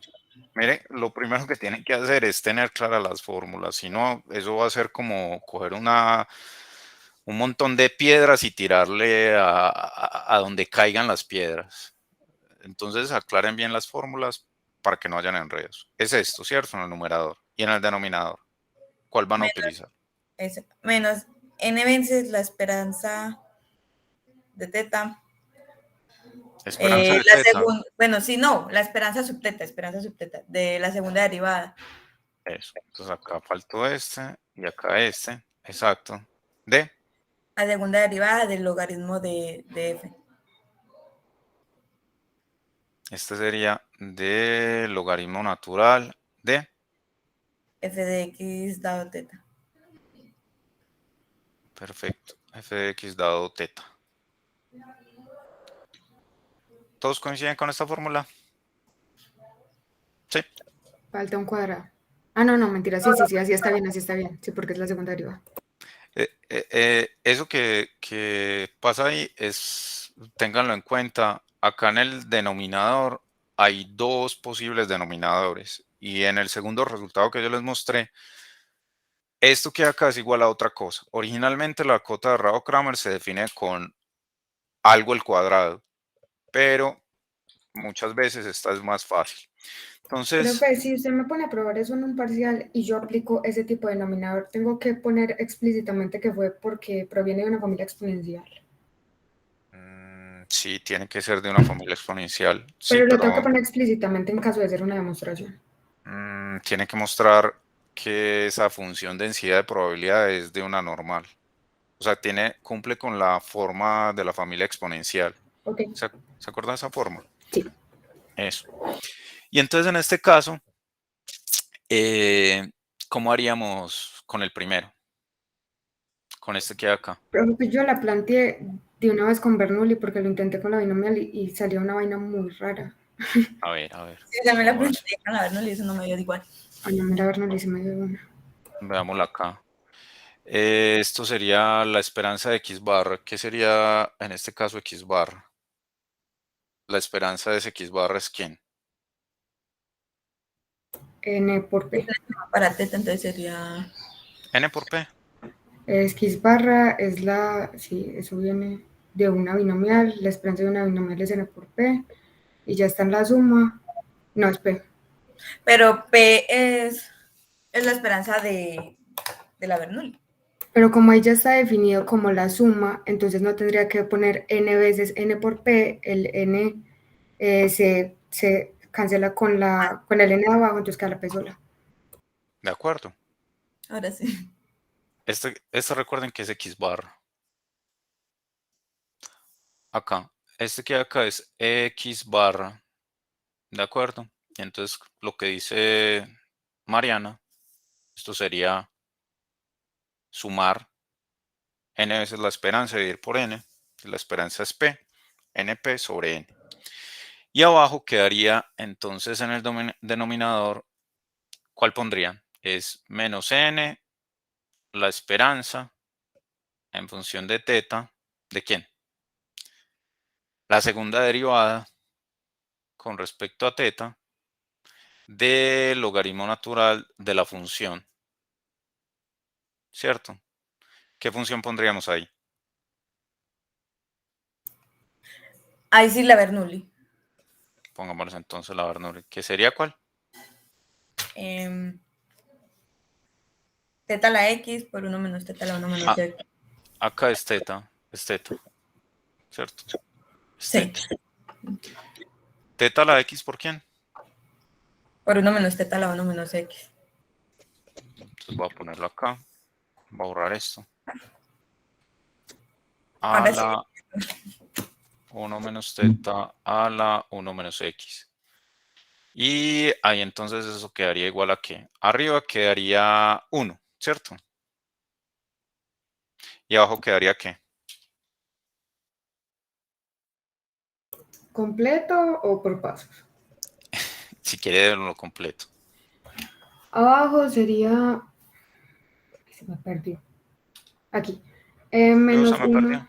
No, ya. Tranquilo. N Menos n. sobre teta por 1 menos teta, también abajo. No, 1 menos teta abajo. Así. Sí. O sea que todo esto, ahí seguro queda menos. O ese menos se cancela. No se cancela. Se cancela, entonces queda más. Sí. Pero yo cuando hice la segunda derivada de la Bernoulli, pues del logaritmo de la Bernoulli me daba menos 1 sobre teta menos 1 sobre teta. Entonces me daría no con 1 menos teta, sino teta menos 1 con el menos. Pero es que por eso, cuando uno utiliza esa aplicación de derivadas, uno tiene que mirar qué es lo que le conviene. Te conviene que te quede así para que te pueda dar ya después con la varianza de... Pero igual los signos, porque si me da a mí la segunda derivada menos 1 A mí sobre la segunda derivada me dio menos 1 sobre teta, menos 1 menos teta sobre... Ah, no, menos 1 sobre 1 menos teta. Así me dio. Si quieres te mando la foto. Acá es segunda derivada. Y hagámoslo. Esto sería, ¿sí ven por qué hago siempre las cosas paso a paso? Yo sé que a algunos de ustedes no les gusta que repita todo paso a paso, pero lo hago es por esto, porque no todo el mundo hace las cosas de la misma manera. Entonces es bueno contrastar. Y acá quedaría esto. Entonces, ya la pelea es con respecto a la segunda derivada de ese denominador. Entonces esto quedaría 1 sobre menos n de la esperanza con respecto a teta. En este caso quedaría la derivada con respecto a teta de la primera derivada. Y la primera derivada de esto es x sobre teta más, bueno, de hecho queda menos 1 menos x sobre 1 menos teta. ¿Cierto? Quedaría así. Sí. Y entonces ya la segunda derivada, voy a copiar esto y lo voy a pegar en el otro para no tener que escribir todo eso. Voy a pegarlo acá. Dice, te está dictando la esperanza completa, qué vergüenza. ¿Cómo? Laurita estaba diciendo ya el denominador completo, o sea, con la esperanza ya aplicada, entonces yo creo que por eso la enredé, qué pena. Tranquila. Y esto es igual a 1 sobre menos n esperanza de, en este caso, la derivada. Entonces, la derivada de la primera sería menos sobre teta cuadrada. ¿Sí o no? Menos Sí. por menos, esto también quedaría menos. Uh-huh. 1 menos x que multiplica a 1 menos teta al cuadrado. ¿Todos de acuerdo? Sí. Y en este caso, entonces, quedaría 1 sobre n, que multiplica a esperanza de x sobre teta al cuadrado más esperanza de 1 menos x Creo que no sobre, falta un menos al principio, pues porque es menos x sobre teta al cuadrado. Multiplico adentro. ya lo saqué, acá. Ah, Saco, sí. saco factor común, este menos, y lo multiplico por este menos, y por eso queda ya todo como más. Y acá, entonces esto quedaría 1 sobre n, que multiplica a la esperanza de x. ¿Cuál es la esperanza de una? Teta. Sobre teta al cuadrado. Más, ¿cuál es la esperanza de 1 menos x? 1 menos teta sobre 1 menos teta al cuadrado. 1 se cancela con este, 1 se cancela con 1. Y acá quedaría 1 sobre n. Esto quedaría, esto es 1 sobre teta más 1 sobre 1 menos teta. Y entonces cuando hago la suma de esos fraccionarios, esto quedaría 1 sobre n, que multiplica a teta 1 sobre teta por 1 menos teta, ¿cierto? Y entonces finalmente la CRC da igual a teta por 1 menos teta sobre n. Eso fue lo que les dio. Eso fue lo que Sí. dijo ahorita Mariana. Listo, ya me dio mi error, porque eso es lo que me tenía que dar y me daba menos eso. Ah, bueno, ya sí Gracias, queda profe. claro. Y ya es solo terminar el ejercicio diciendo que la varianza de x barra es igual a esto mismo que hay acá. ¿De acuerdo? De Bueno, acuerdo, profe, entonces, gracias. ahorita entonces nos vemos en la asesoría. Muchísimas gracias por la asistencia. Voy a parar la grabación. Y nos vemos para quienes quieran asistir a la asesoría. Nos vemos a las 12. Muchas gracias.